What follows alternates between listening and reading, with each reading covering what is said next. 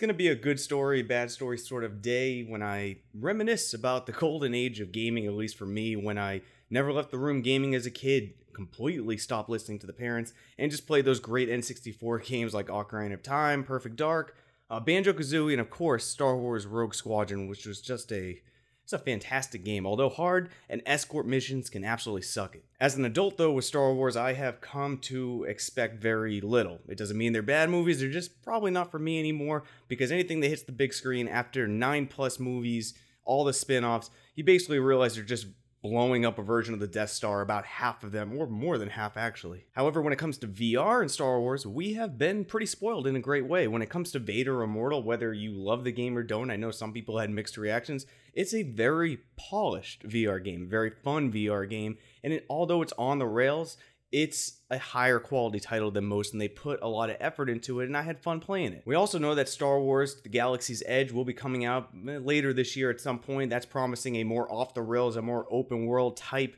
Star Wars experience. I'm excited for that, but, of course, you know the recent news. We now have Star Wars Squadrons coming, and it will be VR compatible, which is awesome. Star Wars Squadrons will give you full control of different starfighter classes from both the New Republic and Imperial fleets, such as the X-Wing and TIE Fighter. Straight from the website itself, compete in intense 5 versus 5 dogfights, unite with the squadron to tip the scales in monumental fleet battles, and take off in a thrilling Star Wars single-player story. Immerse yourself in the pilot seat completely with the option to play the entirety of Star Wars Squadrons in virtual reality on PlayStation 4 and PC, with crossplay support. For those wondering what the required specs will be for PCVR, it's recommended to have either a Ryzen 3 3200G or Intel i7 processor with 16GB memory. For GPU, either a Radeon RX 570 or up, or GeForce 1070 or equivalent will get it done.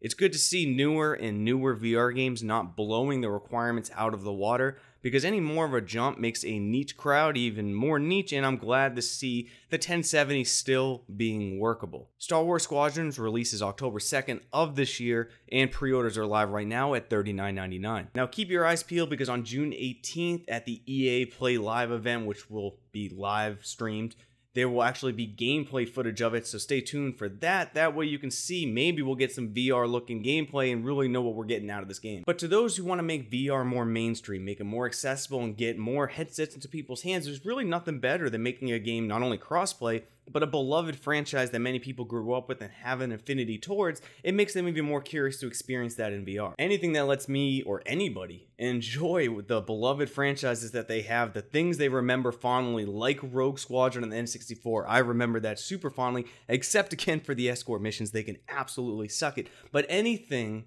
that we can enjoy in a different way, like VR, it's just going to bring more people in, which is awesome. I mean, I can't even tell you how many times I've purchased Skyrim. I feel like that's a gamer rite of passage of buying Skyrim more than once, but I loved it so much, I beat the game. I put about 200 hours of it on the PC, yet I still want to play more in VR, because you want to experience what you had fun with, but in a different way, and that's what we're getting with Star Wars, and that's why I'm super excited. Let me know your thoughts. Let me know what your initial impressions are. I know there was no gameplay footage, but still, are you hyped? Are you excited? Is this the type of game we need in VR? Let me know your thoughts down in the comments. In not so great news though, and something that I personally just want to talk about after seeing it numerous times, is there is something weird about people just crying over things that they don't like and wanting to sabotage them.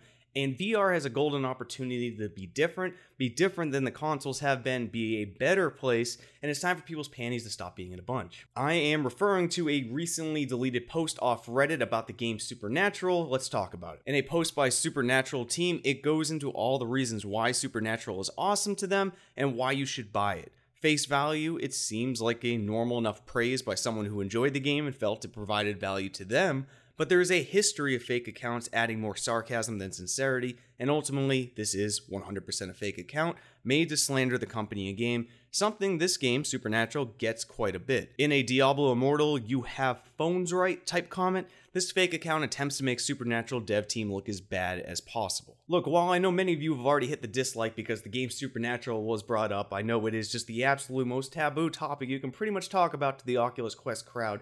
We're not talking about Supernatural here, this is more the history of VR. VR at the beginning was largely held up, and to a degree, it still is held up by early adopters, people like you, me, and others who were willing to try very janky technology at the beginning. Anyone who used Steam VR back in the days, it wasn't if but when you were going to have to troubleshoot, have a 208 error code. It was always a mess, and still to a degree it is still a mess. However, early adopters are always looking for that new technology, that new fix, that new experience to enjoy what we love, which is gaming, in a unique and different way. You look at the current headset lines, the most popular ones, and I'm going to link those to Oculus, Valve, and Vive. And really, they're not competing directly with each other. I know that's going to lead to some comments, but they are priced vastly different and all come with a unique set of situations for each headset. They are all a little bit different depending on what you want to pay for.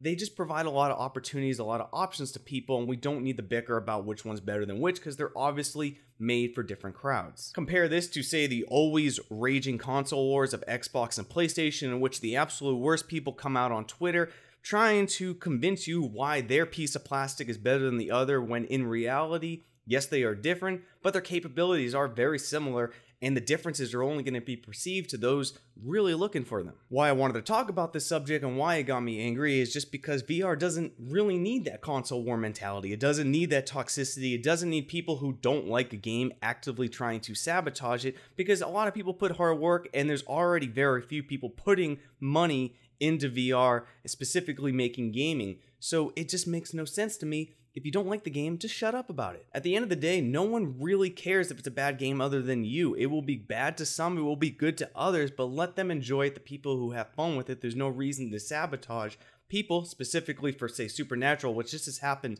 many times to. I have seen numerous subreddits where people are blatantly trying to sabotage this game, and this happens to other games as well that get review bombed in VR, but there is no reason for this. Just move on. For those still listening, I apologize about the semi-rant at the end of this, but it's something that I feel very strongly about because VR just has this opportunity to be better than this console war bullshit, to have people just support it. If you don't like the game, move on and just shut up about it. But if you like this video, guys, please leave a like to support it. Make sure to subscribe and hit that bell icon. A lot of you aren't getting notifications for videos, so that is the best way to make sure you always get my alerts. And as always, see you on the next one, Space Cowboys.